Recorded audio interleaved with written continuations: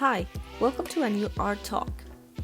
This series is produced by Artifier in partnership with Partial and Culture Fancier.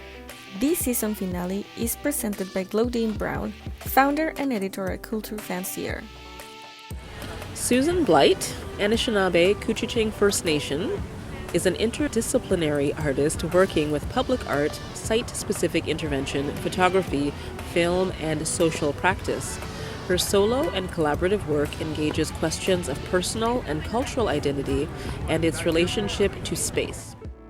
Hi Susan, how are you today? Good, thank you. How are you? I'm great. Thank you for joining me today. Thanks for having me. Thank you. So first of all, how has the pandemic affected your creative practice?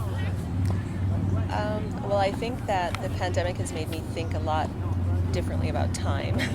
So in many ways, I have more time where I think I should be working on my practice. But then I also think, well, let's not focus on just being productive. Let's do something else. So like I picked up trying to learn the ukulele since the pandemic. How's that going? Not well. Okay. I know one song, Here Comes the Sun.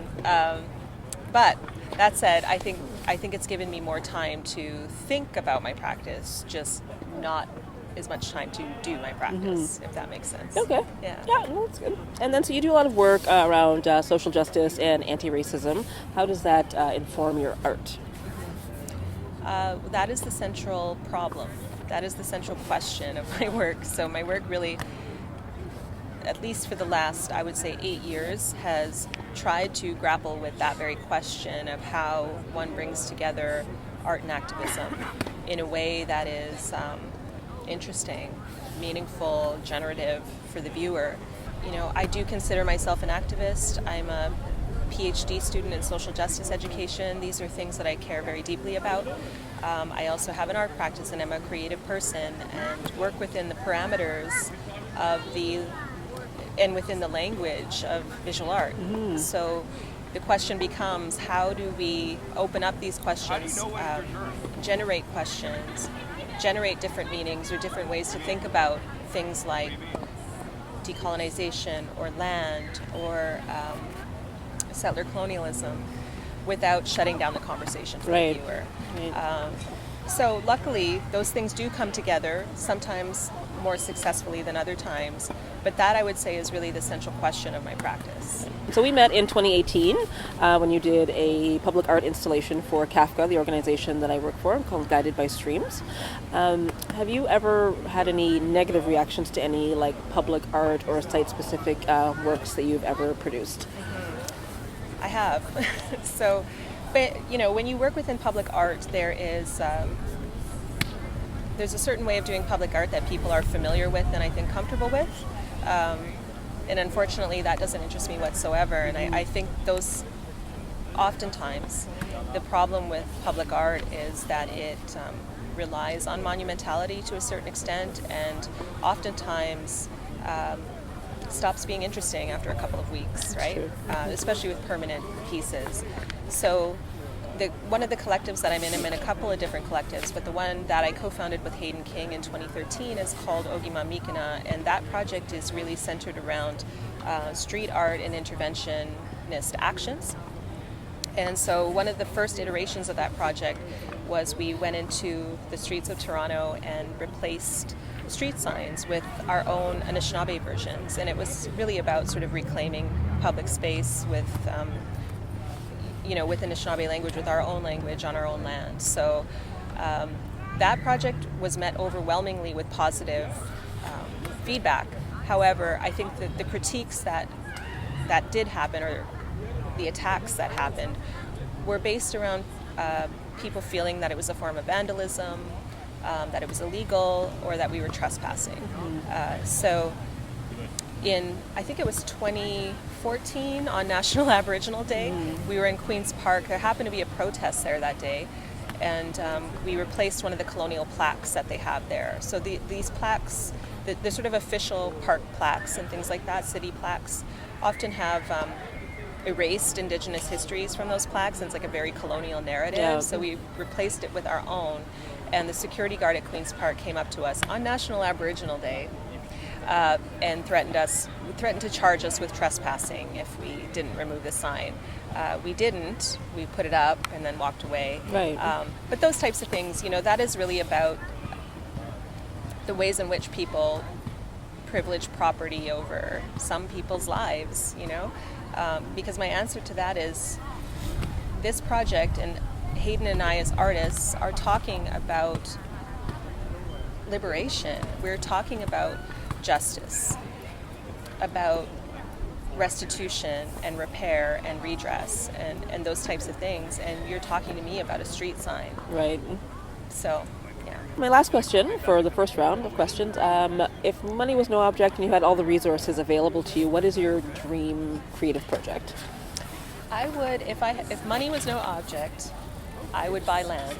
So, and that's something that I'm working towards. And I would buy land and put it in trust. So it's an unfortunate circumstance and very unjust, but Indigenous peoples are often forced to buy back their own land in order for us to have any. So yeah, I would buy as many acres as I could and put it into a trust, and I would use that space for art gatherings, art residencies, ceremony. I would have space for people who are underhoused, if they want to come, people who want to come and just connect with the land. Maybe gatherings around solidarities and organizing, and yeah. Oh, that sounds That's beautiful. No, that sounds beautiful. I hope it's a dream that you get to realize. Thank you. I hope so too. And then now I'm just going to ask you some quick questions, rapid fire questions. So tell me the first thing that comes to your mind. What are you currently reading? Well, it's my routine to read a number of books at the same time. So I have a stack by my bed that I just sort of like pick up whatever one I'm feeling that day. So I'm currently reading A History of My Brief Body by Billy Ray Belcourt. So Billy Ray Belcourt is this incredibly brilliant Cree poet, author, scholar. He's just amazing. Nice. So that's his newest book. I'm also reading Ossuaries by Glodeane Brown. Big fan. Yeah, I am too. I love her. I am a fan.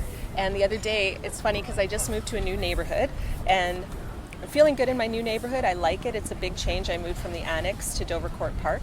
But the other day I was walking to get coffee, and coming back, I saw her in my neighborhood walking. I smiled at her and she smiled back. She's very nice, but I didn't want to stop and bother tell her that she's made life so many times for me. Awesome. So I'm reading that, and I'm also I'm working my way through Tiffany Lethabo King's The Black Shoals. And I say working my way through because I just want to give that really important text the time it deserves. So I'm reading it slowly. And meaningfully, yes. And I want to be able to read it slowly and take it in because it's incredible. Just let it sink in. Yeah, awesome. and just have some time to read a page and think through what's been said because every single page is so brilliant. Nice. Okay, I'm gonna have to add that to my long to be read list. It's incredible. Awesome. Yeah. What's the last movie you watched? In a theater, it probably would have been something at TIFF Bell Lightbox. Right. So prior to the pandemic, I had a kind of a self-care routine of a standing date with myself to go to a film. I was a film studies major in my bachelor's degree, so I'm very much into film. So I think the last thing I saw was a film called Transit at TIFF Bell Lightbox. And then recently at home, I watched 8½. Okay, yep. Kind of going through that whole canon of both Italian and French filmmakers. So I've watched 8½, I've watched Breathless. Yeah. Okay, nice. So I follow you on Instagram. You're always serving really good fashion and makeup looks. Oh, thank you. Let us know a designer that everybody should know about. Designer everyone should know about. Well, recently, I did a shoot for Indigenous Fashion Week Toronto, which is coming up in November, and the designer that I did the shoot for is Ayamuk. And Ayamuk is the project of Cree Métis painter Jason Baird. Love his work. Yep. Love his work, yes. And so if you love his work, the clothing is sort of a sartorial representation of his paintings. So if you love the color and the mark making and all of that stuff in his paintings, you'll love the line as well. And a lot of the clothing is unisex. I don't want to give too much away. Okay, all right. But a lot of it November's is unisex. Almost here. We can wait. Yep. So that's one. I'm also really into jewelry. I wear a lot of jewelry and I enjoy collecting jewelry. So there's a jewelry designer who's also an artist, Joy Arcand. And Joy Arcand's jewelry brand is called Mad Auntie. Okay. And she's incredible. It's really, really fun, different jewelry that can be worn on any occasion. She's done rings, necklaces, earrings, patches and buttons, things like that. Awesome. Yeah. Okay. What's the last art event you attended? So either in person or virtually? Virtually, last weekend I did another dream project. So Maria Hupfield is an Anishinaabe artist that I really wanted to work with and who I've admired for at least a decade. Maria's work is incredible. So I got to do an event with her last week. Native Art Department International, which is the collective that Maria is in with her husband Jason Luan, has a show at Mercer Union right now. And so she had invited myself as well as Alex Lazarowicz from Cousin Collective to come into the space and talk about collectivity as a praxis. And we did a sort of panel performance thing on Zoom. Nice. With like custom masks, and we tried to make it into something that was fun for viewers, because I know everybody has Zoom fatigue. This is true. Where can we watch this? Is it available for people to view now, or? I'm not sure. Okay. I think it was